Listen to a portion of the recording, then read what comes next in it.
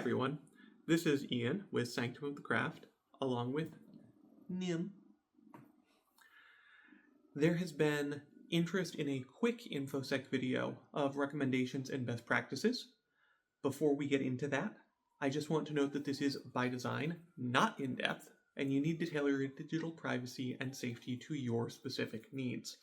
I recommend taking the time to brainstorm possible threat actors, along with evaluating what adverse actions they could take, what the possible negative consequences could be, and what you would need to deal with in that scenario. I use the mnemonic what, so what, and now what for dealing with this. This will inform what of your information you need to secure, what level of security is sufficient, and how you should tailor your personal InfoSec measures. Having said that, let's dive in. For more in-depth analysis, please check out the full-length videos that I have done on this topic. And if you have specific questions after that, please feel free to send them to me directly.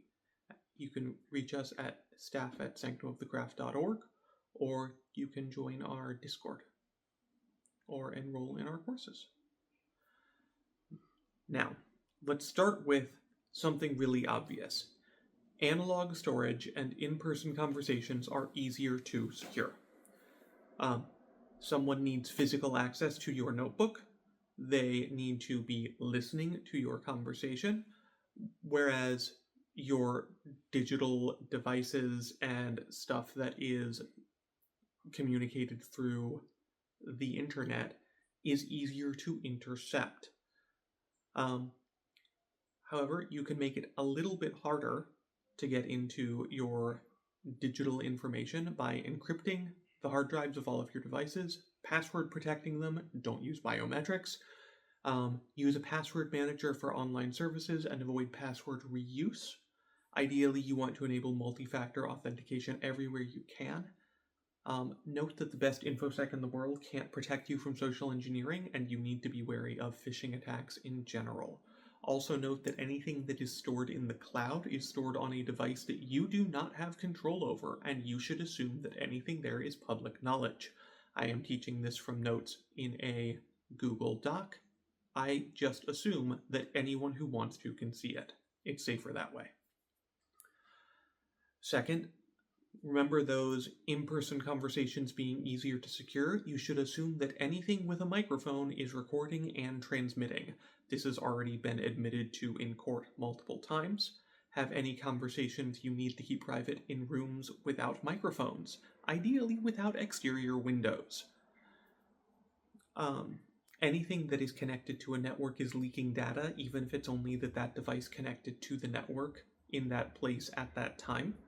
Metadata is a topic beyond the scope of this video, but the important point is that it can be put together to put a really alarmingly thorough picture of where you are and what you're doing together, using things that are not encrypted by standard internet technologies and that are not protected by privacy laws.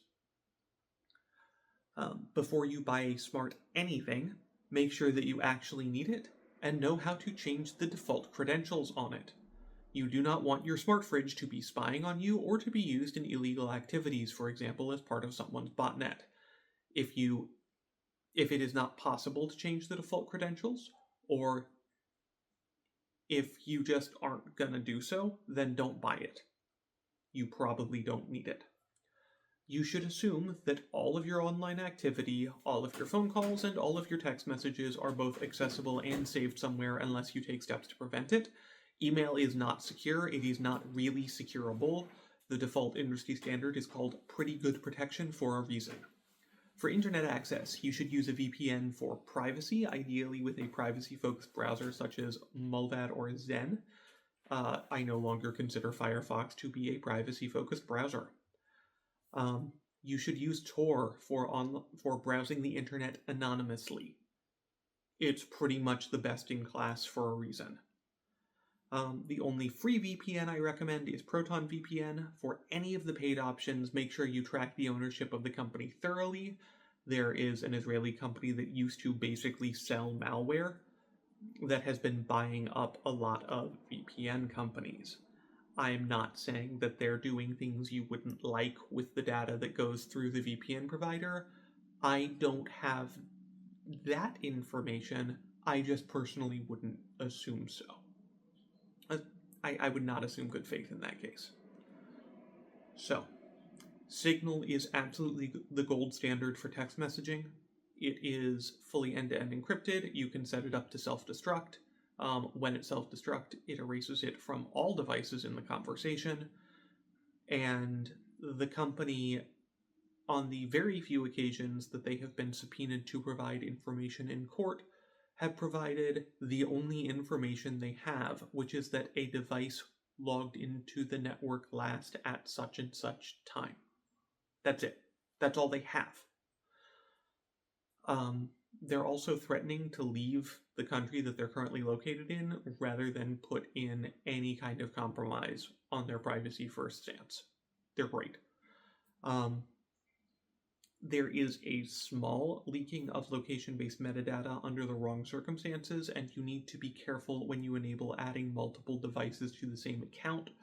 There are government actors that are working on exploiting that feature using social engineering. This is known. Be careful. For phone calls, all of the secured phone call apps use essentially the same encryption, so I default to Signal because I know they don't share it or keep a copy. I don't trust WhatsApp anymore. It's owned by the same company as Facebook, and I have no faith in their concern for your privacy. There is more of your personal data online than you think or than any of us would really like. Voter registrations are publicly accessible. There are dozens of data aggregators, some legal, some not. You can use a paid service to get your information removed from the legal aggregators. There are many paid services out there. Most of them charge monthly or yearly. Or you can submit the various takedown requests for your information yourself. There are guides for how to do that on Delete Me's website. Delete Me is one of those paid tools. They are so confident that you won't want to go through the hassle that they tell you how to do it if you don't feel like paying them. The illegal data aggregators and data brokers, you can't do much about. You can check haveibeenpwned.com and see what data breaches your email address was connected with. Unfortunately, in most cases, it's at least some of them. Update your passwords regularly, use a password manager, avoid password reuse, we covered that sort of at the beginning. That's really all you can do. Your phone can be located even if it is turned off. The NSA has already admitted this. It was between 1 and 2 decades ago, I think.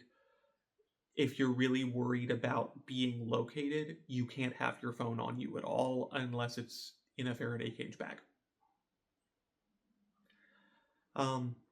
Finally, your usual activities online create patterns. Deviations from that pattern stand out. Either keep your pattern consistent even when you're doing something unusual.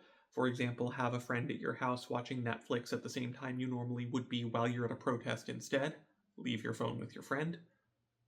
Or build in consistent gaps in your online activity. For example, you leave your phone next to your bed when you get home every day, when you're doing yoga or exercise or reading a book, not something online.